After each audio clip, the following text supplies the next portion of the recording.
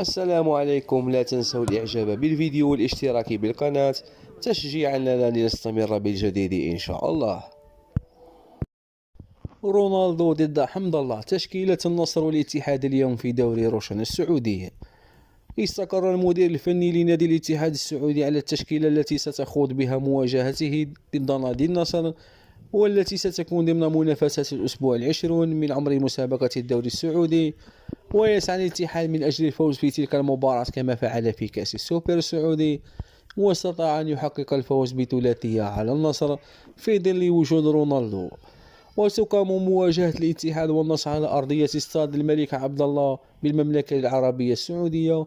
ومواجهة النصر ونظيره الاتحاد تعد إحدى المباريات الهامة في دوري روشن السعودي، ويريد النصر أن يستمر في صدارة الدوري والابتعاد عن الهلال الذي تعثر بالجولة الماضية.